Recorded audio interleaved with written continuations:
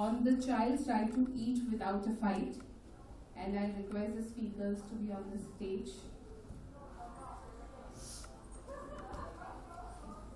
I'll hand over to the speakers to introduce themselves.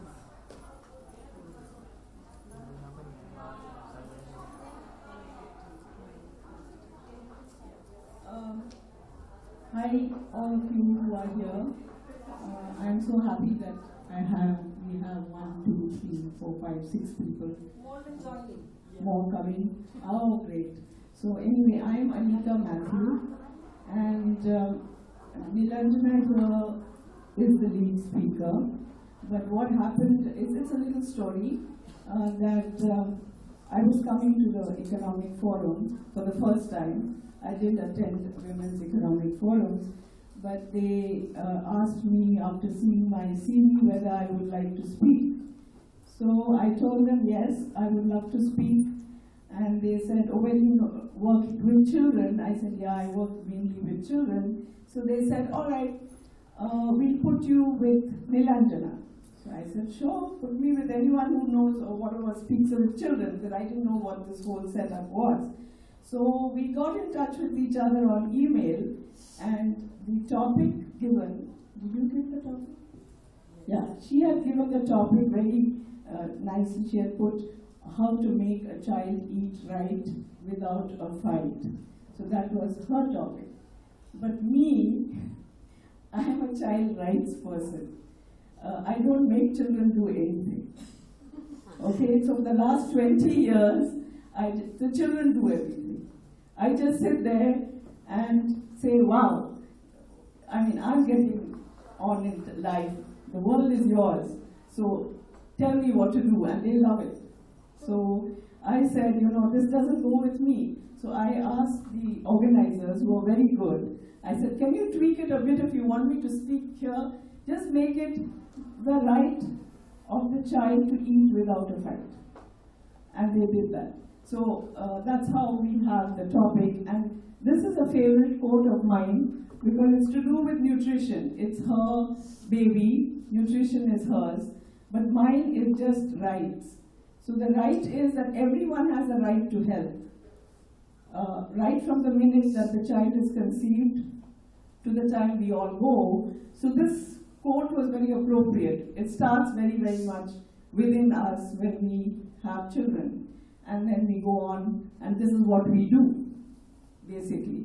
So the Dalai Lama's quote always keeps me focused, that when we talk of economics, it's important also to know that all of us need our health, and it starts with nutrition. So that's how I've connected the topic. And now I'll go on to my bit of it, and hand the mic to Neelanjana to tell you her idea of eating right. Yeah? Okay.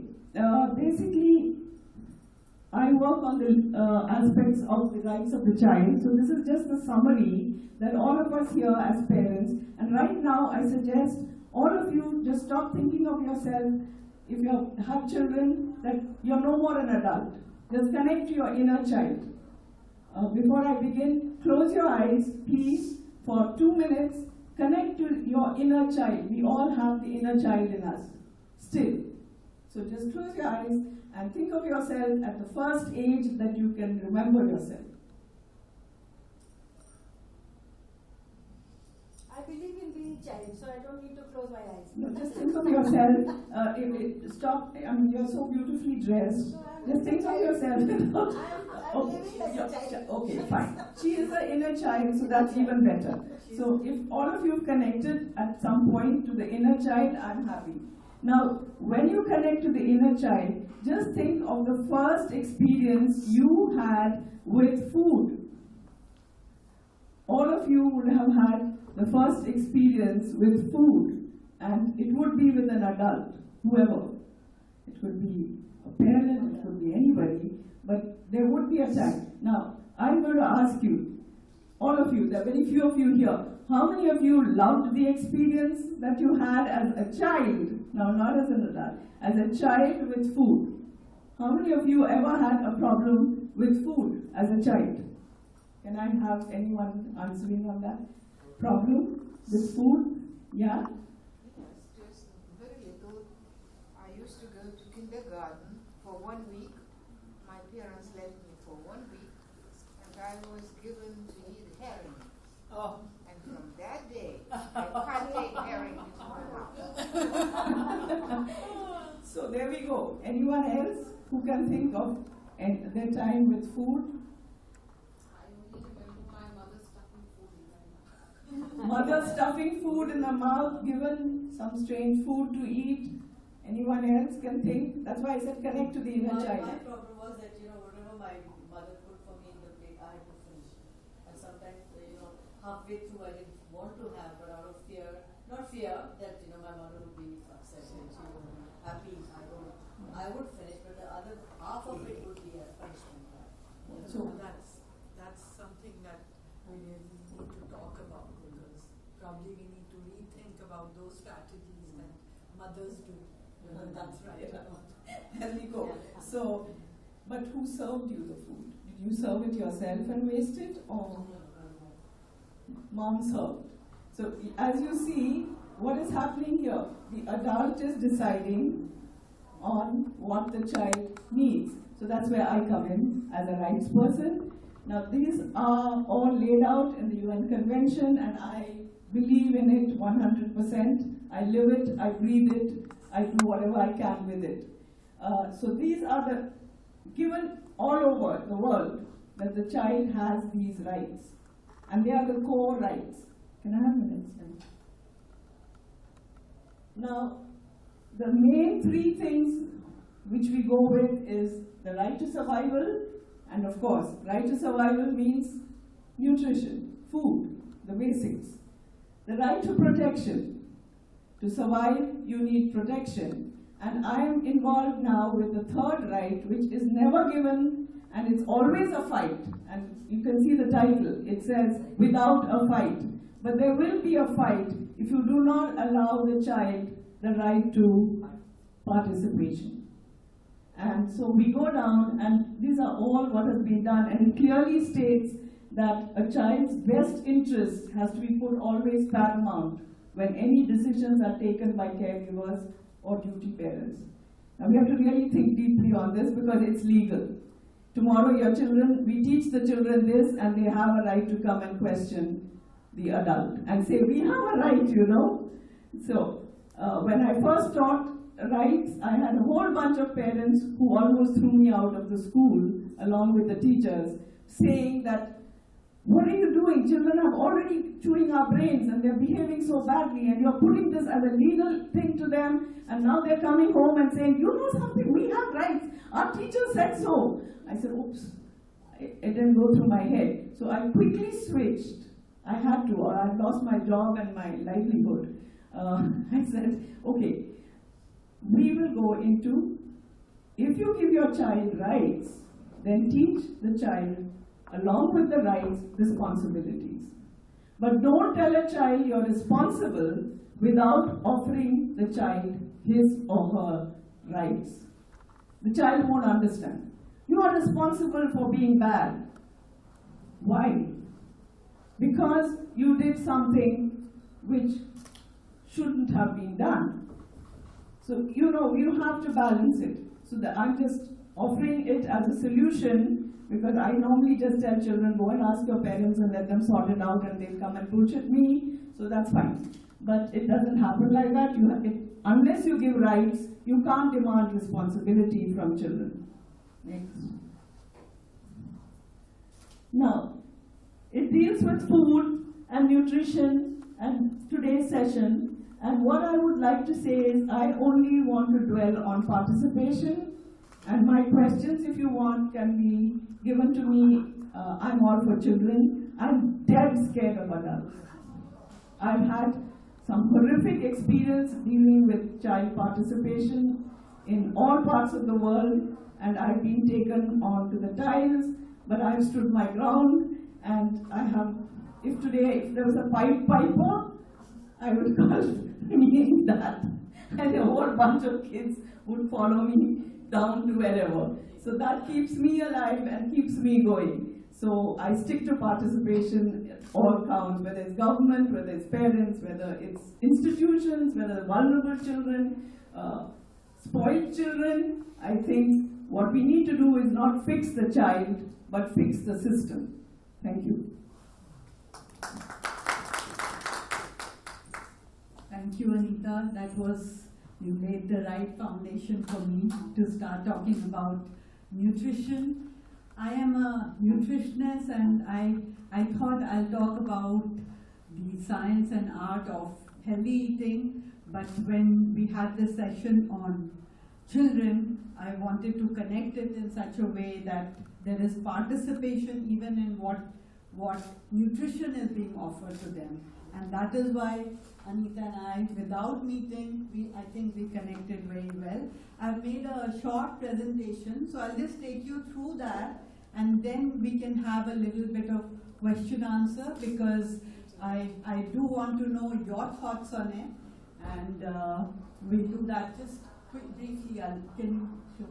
Yeah, what is eating right? We are talking about eating right without a fight. So eating right, it has different connotations. Eating right for someone could mean just filling the belly, feeling full. It could be providing nutrients, it could be providing taste. Unless you're satisfied with your meal, you cannot really say that you're eating right, because satisfaction is a very important thing. So really eating right means all these things. There are many dietitians who offer plans where they keep you half starving and they tell you that this is a diet which will help you lose weight. But no diet can be effective. You can do that for some time, but eventually you need to feel satisfied and happy after eating a meal. So that is why it should do all those three things. It should make you feel full, it should give you the nutrients, and it should be tasty. Many times healthy foods are really, you pick your nose and then say that it can't be tasty. But truly that's possible. We'll discuss that if time permits. So we talked about, Anita talked about the rights of a child, and a healthy diet for a child is one that protects against any form of malnutrition. And the declaration of the UN, we just saw the charter. So anything that protects against malnutrition is the right thing. Next one, please. Anita, my co-speaker, did mention that children are very different from adults. She likes children, she doesn't like adults. So I must point out that they are not mini adults. Very, very often we think that they are just small in size and they are mini adults. Children are very different and they need to be handled very differently. And that is why eating right for children is different from eating right for adults. Next one. There are three kinds of malnutrition, and unfortunately India faces all three of them. It's undernutrition, overnutrition, and the micronutrient deficiency. So we are not in a good position today. We have all these three problems. Next. You can see the world map. You can see that India is bulging with all these problems. The undernutrition, low birth weight, and diabetes. It's becoming the diabetes capital of the world. So both problems are coexisting, which is actually a very frightening situation. Next. There are many government schemes to tackle undernutrition. Those who are from India must have heard about the ICDS, the Anganwadis, where children and mothers are provided nutrition and education about food. So government is doing a lot, but I think there's a lot more that we can do at our own level. Next one. I know this is not a very flattering slide. A lot of our children are undernourished, and you can see that in Brazil the percentage of underweight children below 5 is just 2, and India is 43, which is actually a national shame, and we need to do something about it. And that is why I think everybody here has a role to play. We cannot leave it just to the government or the policy makers. We have to do something ourselves. If you thought that if a baby is born low birth weight, if you think about it, there are so many things that are connected with low birth weight. And even things like diabetes, there is rebound obesity. A child born with low birth weight can actually start depositing more fat as they become older. And so undernutrition is connected to overnutrition, like you saw in the map. Because the programming starts in that way, you're undernourished and then you start depositing fat because you're not very sure whether you'll get enough food. So that is why when a low birth weight baby is born, there are very severe consequences. Next one, please. There is overnutrition. We have problems like, we even have adult problems in children today. Even things like hypertension, obesity, diabetes. So this is a problem which is happening to children. It never happened, say, about 30 years ago. They didn't have adult onset diabetes, but today they are facing that problem. And even anemia, iron deficiency. Even in the affluent, there is iron deficiency anemia, and iron deficiency anemia can actually do many more things besides even just low productivity. There are other things that can happen to you if you are anemic.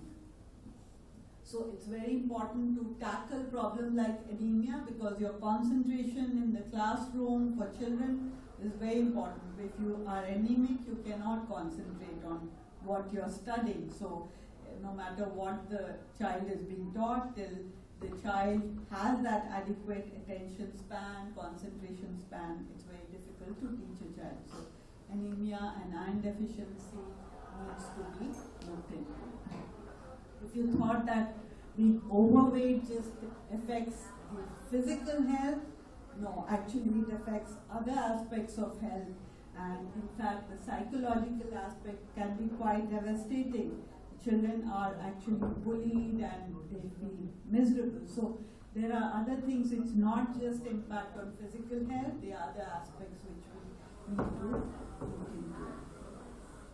Amongst the micronutrient deficiency, there's a long list, but I just put together the ones which are very important, and iron tops the list. And iron deficiency has many consequences. We'll go into that later. Next one, please. Because this is an economic forum, I thought I need to put into perspective what the economics of malnutrition is. And Kramer, who's from the Johns Hopkins Public Health Institute, has put it beautifully. If you can just take 2 minutes, that the first 1,000 days of a child helps the child do so much better in school if you pay attention to the nutrition. They earn more as adults. They grow up to uplift their countries out of poverty. And he has said in a study that just $1 spent is $30. So it's the best investment that can be done. No other investment will give you this kind of return. So just investing in nutrition and dealing with the micronutrient deficiency can bring you such good returns. Next.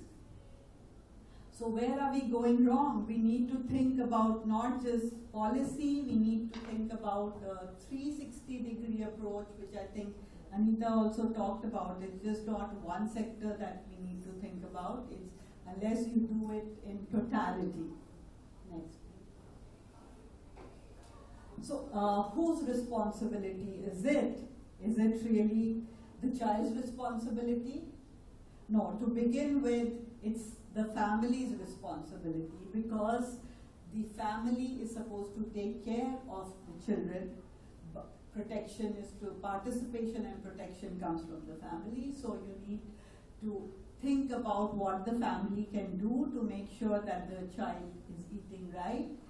We need to involve children in many activities which we've forgotten to do. I think we used to do that some years ago, but I think now it's not happening for many changes that are happening in society.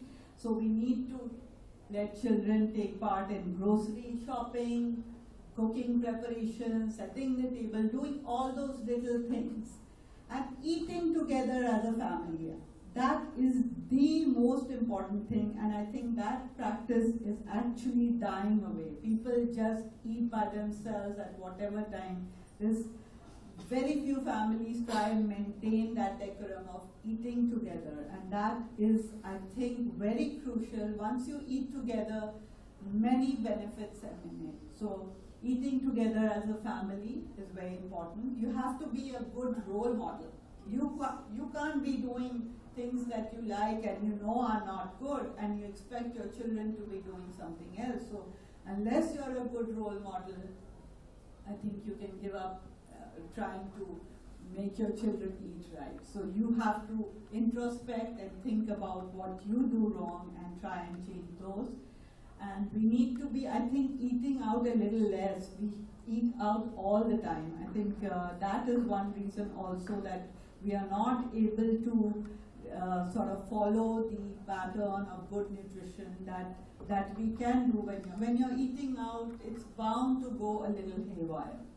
And also stocking the right kinds of food at home. So this is all what the family can do so that the children eat right without the fight.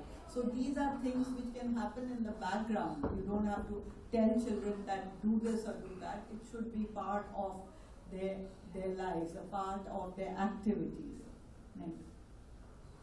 It's also the responsibility of the schools. There are many schools which have fast food joints very close to the school, or they serve food which is not healthy. But I think many countries have woken up to this, and they have changed the canteens, the kind of menu that is being offered there at the canteens. And some countries like Singapore, they have taken the child health program very seriously, and they have managed to tackle obesity very well in their school programs. So we should learn about the things that they've done, how they have integrated physical activity and healthy foods into their curriculum. Food industry also has a role to play. We have the industry doing lots of things with their labeling, with their serving sizes, which can actually mislead you. So we need to also be careful and explain to children once they are ready to learn that what is it that you need to look for. The media, the government, everybody has a role to play. The government, I think, really needs to think about the future, and I see that every piece of land is, at least in India, is being used for construction of buildings. There's hardly any playground left, and there's some grounds left where they make it ornamental, and they tell children that you cannot play here. So where are children going to exercise?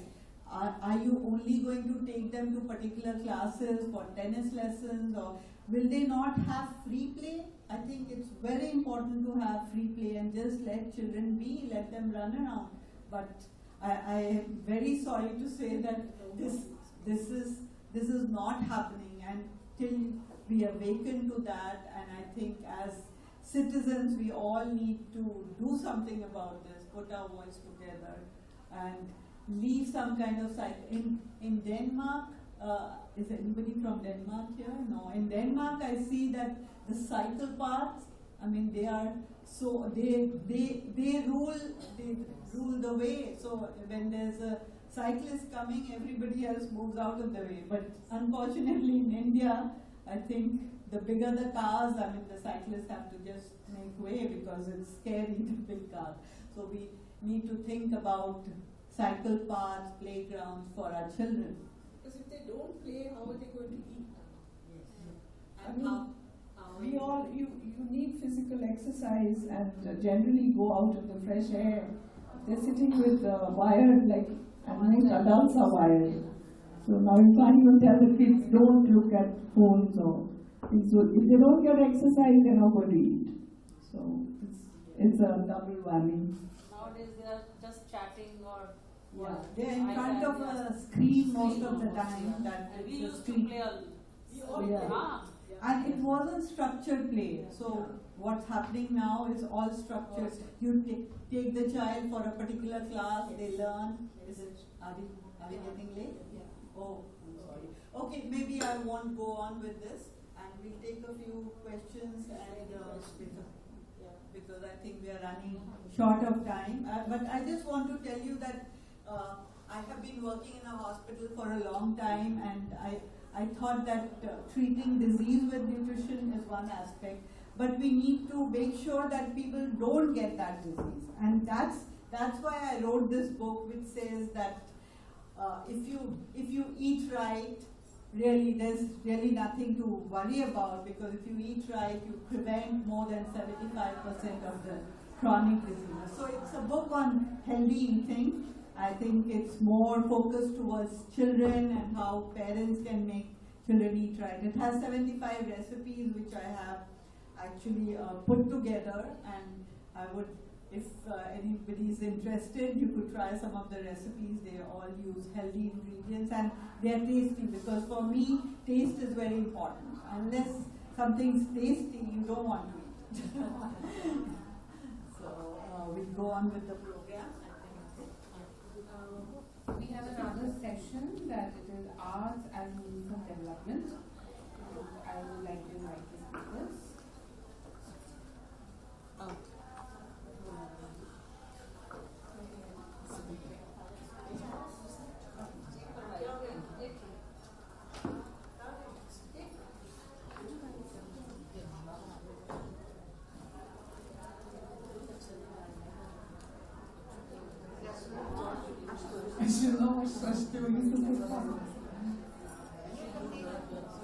Okay, so good afternoon.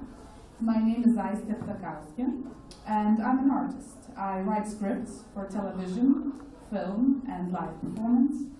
I also produce and direct occasionally various arts projects like theater shows, films, TV shows, and live events. So, and art fascinated me really since early childhood, because I was always overwhelmed and I couldn't get over the power that art has over me personally and over other people. The power to make me cry, laugh, smile, get angry, to be transported to a different space and time, and to be changed into a different person. And I think that the power of art is undeniable, because I speak in different places, in big conferences like this one, in small community centers, in small villages. And everybody I speak to in those places, very different people, they acknowledge that art has power over them. But whenever I ask them, why do you appreciate art? Why do you go to films? Why do you go to theater? Why do you go to concerts? They almost unanimously reply, to escape our lives. And that bothers me. That bothers me for two reasons. Reason number one, how do we manage to create ourselves a life that we need an escape from? And reason number two, why do we use the power of art to escape our lives? Why can't we use this power to create ourselves a life that we don't need an escape from? And this is what I've been trying to do with my life. I've been trying to make art that can create a powerful life for myself and for the people around me. The kind of life that we wouldn't need an escape from. And I'll give you a very simple example of how I do it. So in 2012, I was commissioned to produce a theater show for the 16 Days Against Violence campaign. Do you have that in India? Yes. So it's all over the world, and it's November. Yes, it's a UN initiative. Yeah. So we have that in Lithuania, and I was asked by organizers to produce something. And I could choose any subject matter I wanted. At approximately the same time, I attended an event organized by immigrant women in Lithuania. And I didn't know anything about immigrant women prior to that event. But during the event, I was really fascinated by these women. I was very impressed by their stories of coming to Lithuania, because Lithuania, up to 27 years ago, was a part of the Soviet Union. So it's a relatively new country on the map. So to me, it was very surprising, how these women came up with an idea to immigrate from different countries, Uruguay, the US, Ethiopia, to Lithuania, right? So their stories. Also their determination to make this country their home, to be here, adapted, and the wonderful things that they did to make that happen for their families, communities, neighborhoods. But the thing that struck me most in that story and in that event was, where have these women been all my life? They're fascinating, they're doing wonderful things. I had no idea, So I started talking to them, and I discovered that they led very secluded lives. They didn't feel that Lithuanian society was very much interested in them. So that's why they stuck to one another and created this kind of invisible community, So on top of that, it didn't take me long to realize that they did feel underappreciated in Lithuania in many ways. So I asked myself, what can I do to help these women? What can I do as an artist to make them more appreciated? And I suggested we should produce a theater show, a documentary theater play about them. And 7 women said yes, and we produced that play and premiered it during the 16 Days Against Gender-Based Violence campaign. And as part of the show, 7 women told their life stories. I helped them construct these stories, and I helped them communicate in an interesting and captivating way, but that was their stories that they told from the stage. They were very nervous before the first show, and their main concern was nobody will show up. They were like, Aiste, Aiste, we're happy to help you, because it wasn't a theater on a proper stage, with lighting and everything. So they were like, Aiste, we're happy to help you, you're a nice person, you have very good motives, but it's a waste of your time, because not a single person will come up. And they were wrong. I asked them to trust me, they did, I'm very grateful, and they were wrong. It was full house. People were clapping and crying, and they had exactly the same reaction I had. They said, where have these women been all our lives? Why didn't we hear anything about them before? So we did the show twice, and we started getting requests for repeat performances, which actually proved to be difficult because the women were not professional actors. So I couldn't take them out of their lives, their motherhoods, their careers, their regular jobs, and just take them on a tour. So then I came up with an idea to produce a documentary. So in 2014, we produced a documentary film about 5 women who came to Lithuania for different reasons. One of them had Lithuanian grandmother in Uruguay. One of them was an immigrant of love. She fell in love with a Lithuanian actor and moved here from the US. One of them looked for better opportunities. She was a Jamaican who thought that she wanted to be an entrepreneur, and she thought that Lithuania offered better conditions than Jamaica for that.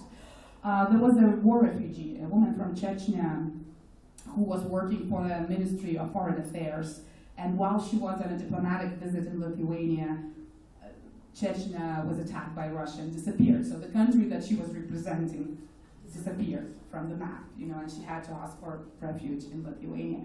So we produced that film, and we showed it on national television, and we toured 15 towns with it, and we did all sorts of things with that. And we discovered that there's a lot, actually, our society has a lot to learn in terms of intercultural communication. That we were taught for so many years to be, this perfect Soviet citizen, which shouldn't be diverse from anyone else, should be the same like anyone else. That we just stopped seeing diversity, or we just started neglecting it. So there's a lot, to be done and to be discussed. So that's why in 2015, I founded a social enterprise, which we had the same name as the documentary, Ethnic Kitchen. And we started doing 2 kinds of projects, 2 kinds of activities. So one of them were socially relevant arts and media projects like the film, the documentary about immigrant women, but also 2 months ago we produced a show of a Hollywood actress, Finley Smith, who was a cheerleader in college, and she was gang raped by the football players of the team that she was cheering. And she produced a 1-woman show about that. And that show is really not looking for the guilty part or being bitter or being broken, but it's really about her journey to healing, and it's a comedy. So it really talks to young audiences, and it really works on campuses very well. And I was again a little bit apprehensive, because Kimberly was just like really open and really wanted to do that. I wanted to do that too, but I knew that in Lithuania we're not used to talking openly about certain parts of our lives, especially sexuality and female sexuality especially. So I thought, I was a little bit afraid that it would be, people would be defensive when they hear how openly she can talk about that. But again, the effect was totally opposite. People opened up in all sorts of unexpected ways, and we talked to students too, in addition to showing the show. And then the vice rector came of one university to the lecture, and she was like, "Students came out of this class crying. Like, what did you do? I've never seen a student come out of a class crying. It's like not what we do in Lithuania." But that just shows the power of art and the power of storytelling. And the second thing that we do, so that's part of our activities. The second thing that we do education innovation, also by means of arts, media. And the main focus of our educational projects is enhancement of cultural intelligence. So we teach people how to accept cultural diversity, how to understand it, and how to communicate effectively and lead effectively in culturally diverse situations. So when I teach that at Vilnius University Business School, I start with very simple exercises. For example, so I have business students, so I have to tailor it to business environments, but tell them, find 10 ways to show your appreciation to a colleague who did you a favor. Or find 10 ways to word a task that your colleague didn't understand. Or find 10 ways to ask a question that you didn't get an answer to. And at first it's very frustrating. Why 1 or 2 ways is not enough? But the point of this exercise is precision. We need 10 ways to find exactly what we want to say, to find the means of expression, that say exactly what we want to say. Because very often students come to me and they say like, well, there are not enough words. The language is too limited. And I always say, well, guess what? Artists, philosophers, painters, musicians have been expressing the most complex thoughts and feelings for centuries. We fail to express ourselves, not because there are not enough means of expression, but because we don't know enough means of expression. So we have to study them and to learn them to be able to say exactly what we mean. So at first they're very frustrated, but by the 10th draft, they become very imaginative. Even the people say, well, we're not writers, why do you make us write, or we're not poets, why do you make us, come up with those, haikus, or whatever they come up with, because, they do come up with stuff, by the 10th draft, they sort of, but they become like really imaginative and eventually precise.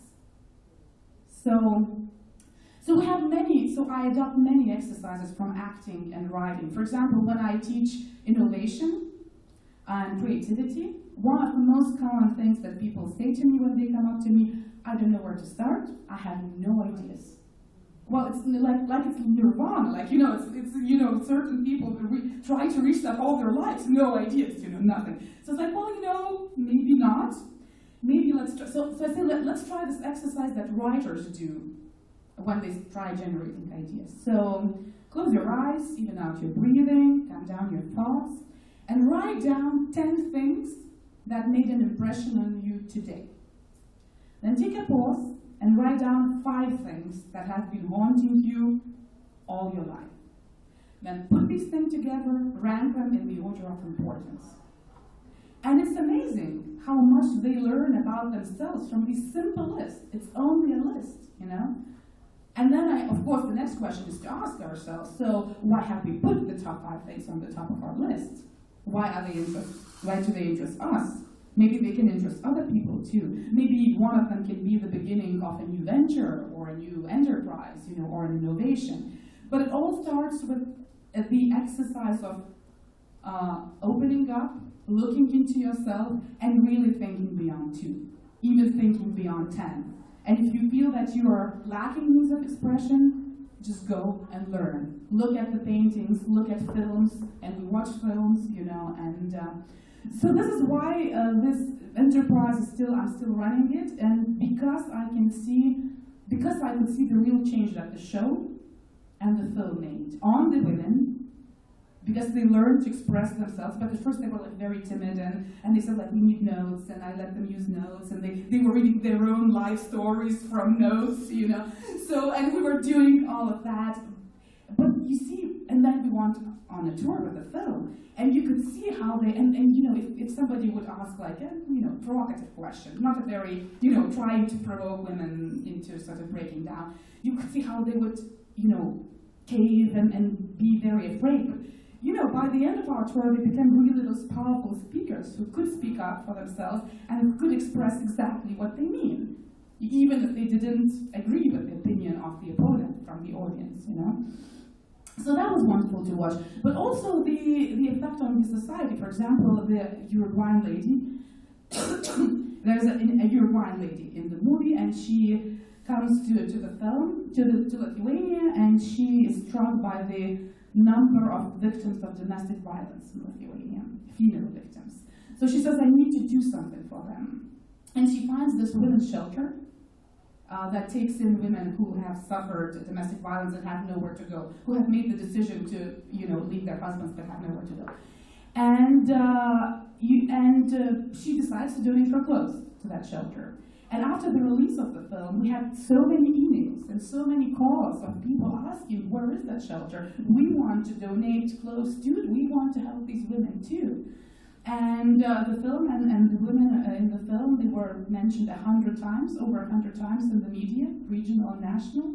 So, you know, we managed to draw the media's attention to the immigrant women too.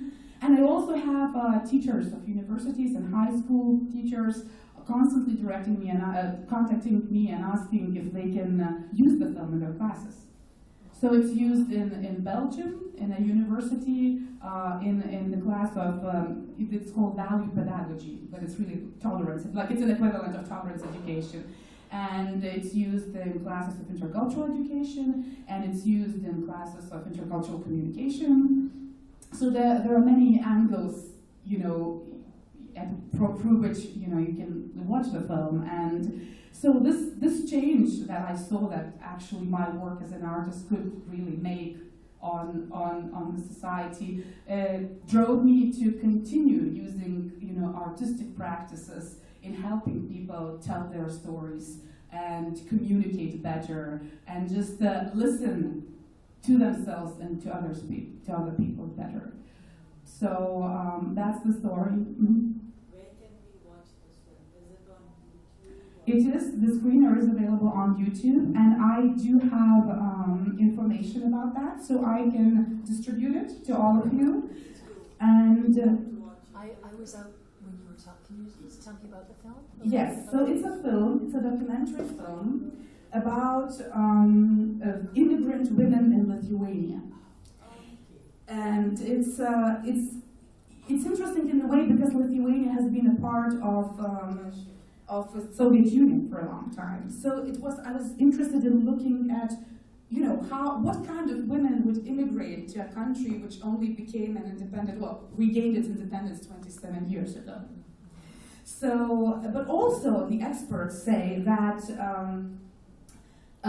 the way we treat immigrants or any kind of the other, it actually puts a magnifying glass to the way we treat each other in the society. So yes, these women encounter certain problems. I want to get your name.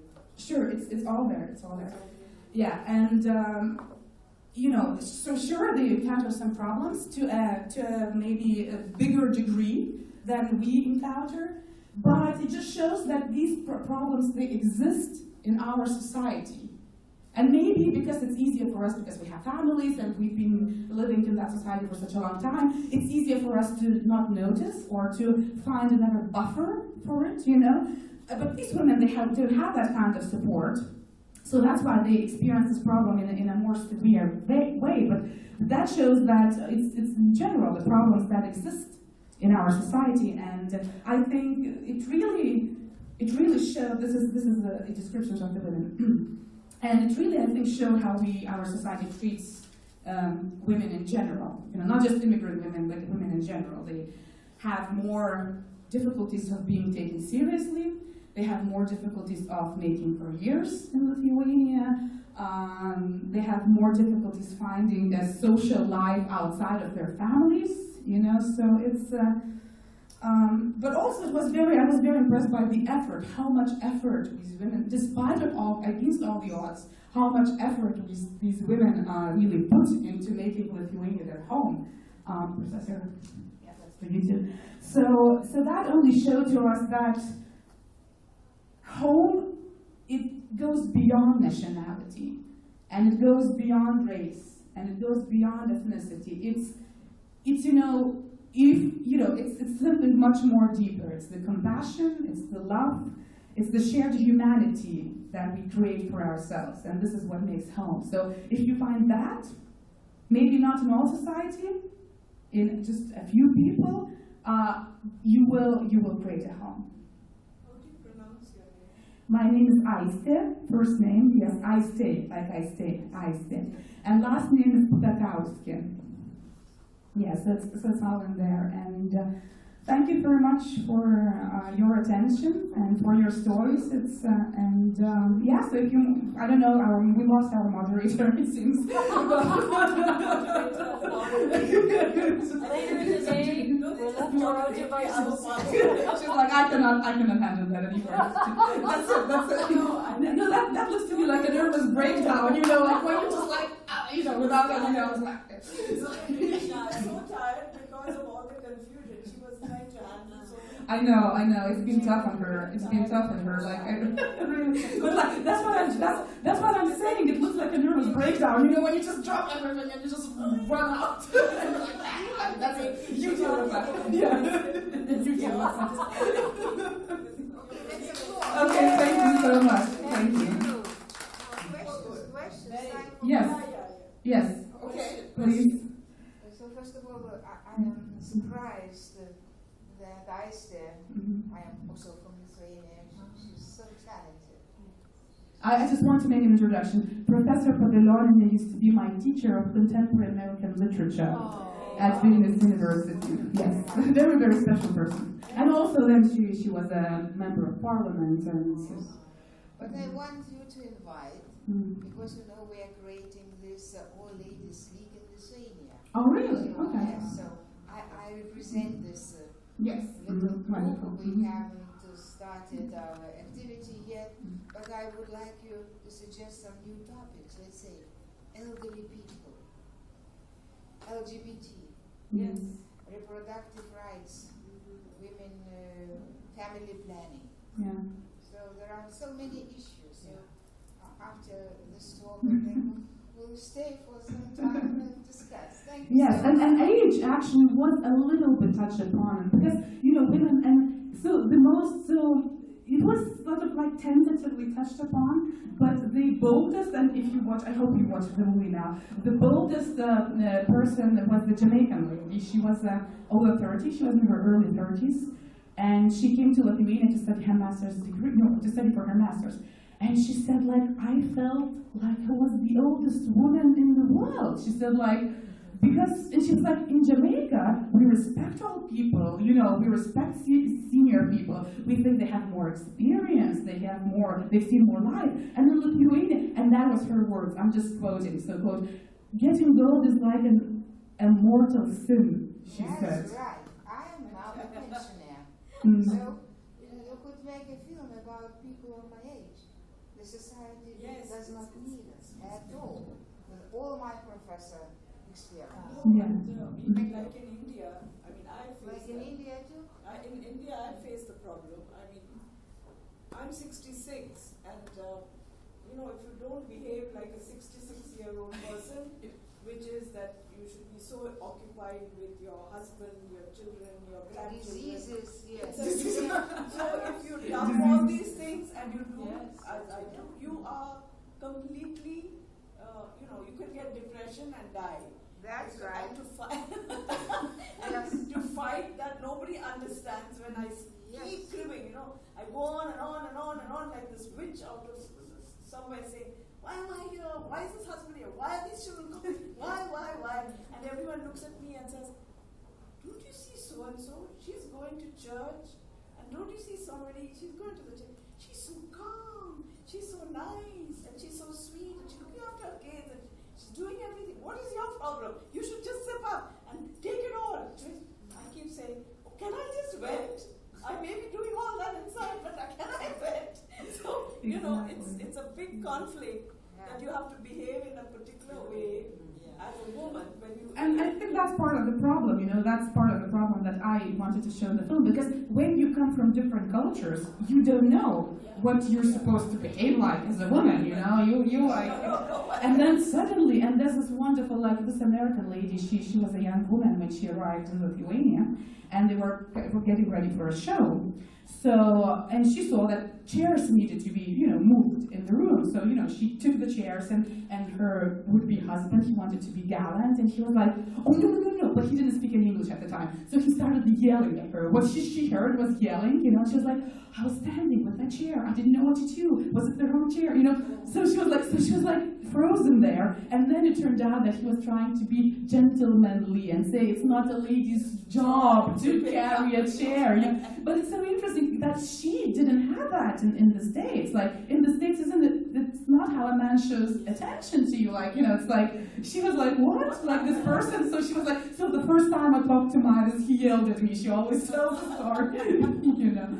But it's, yeah, so the age too, and that was a very short episode with the Jamaican lady that I was telling you, but everyone in the audience was so touched. You know, I even thought, you know, maybe it's too subtle, maybe people will not pick it up, but every woman, especially like, you know, 50 plus in the audience picked it up, yeah. Well, and it's not just behavior expectation. I live in North America. Canada's, you know, got a bit of an issue, but it's even more so in the United States. The invisibility of women over 50. And the insistence of, you know, I think about being in California, walking down Montana Avenue and seeing this species of woman that you just kind of go, oh my. And they've all had their face plastic surgery. The hair is blonde no matter how aged they are. You know, they just have to, and they do look like a different alien species that have been encouraged because the actual gentle, beautiful aging process is not seen as elegant and admired. It's, you know, and so I think about when you look at the wisdom of the goddess and looking at it in the Celtic terms of the maiden, the mother, and the crone, we very much revere the beauty and the youth of the maiden, the fertility and fecundity of the mother, and we fear the crone because we perceive her as those deleterious negative terms, the old hag, you know, these witchy terms. And in fact, when a woman goes into menopause, you know, it's biologically shown that for 2 weeks of the month, you go into this time of great, with hormones levels, of great wisdom, but then when we stop bleeding, we're in that place of wisdom all the time. And to mine the gold of that, I think is the new frontier. Do I have an amen on that? Yeah. So I think that's a topic, really, that with our societies that are, there's such huge portions of this, of every country, of women and men that are elders, that to sit at the knee, you know, we should have the memes on Facebook, you know, grandmother, I want to sit at your knee, will you tell me the secrets of the world? You contain them all. That's what we need to go to older women with, to respect and revere them. And the thing is, why I said I'm scared of adults, is when I stopped dyeing my hair. Yes. You know, or every friend of mine, every person looked at me and said, Anita, what happened to you? Have you suffered some kind of shock, or what happened? Why did you stop dyeing? And a child, on the other hand, when he saw me, or a little boy, he looked at me and he said, what's wrong with you? I said, why? He says, why is your hair white and your eyebrows black? I got it. He understood it. He understood. He didn't care why. He didn't say, oh my God, why you got old and haggard and you're going to because it's the most striking combination. It is. I think it is the most striking, beautiful combination. Whenever any adult told me, why are you looking at, I said, take the example of the child. Don't keep on at me. Oh, what happened to you? Why are you looking like this? Why is your hair on?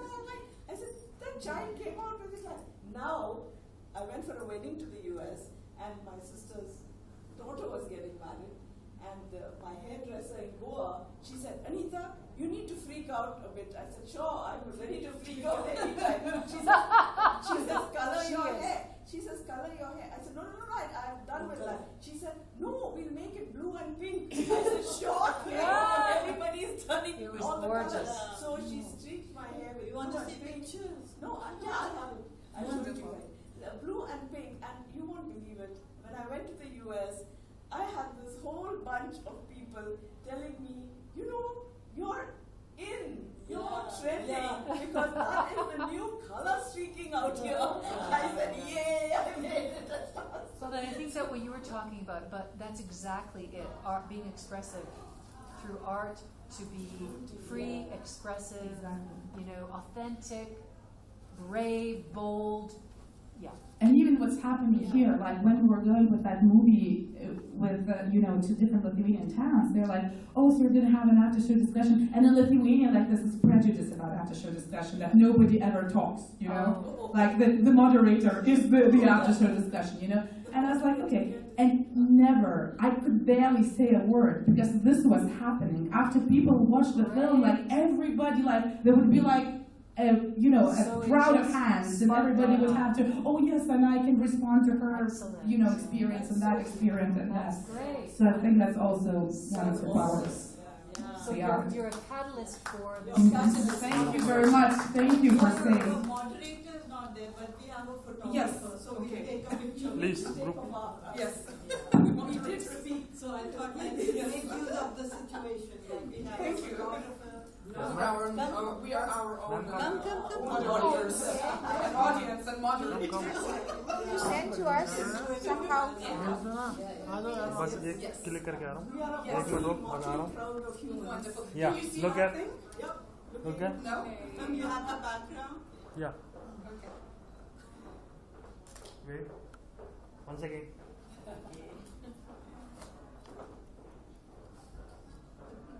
Hold it. 1.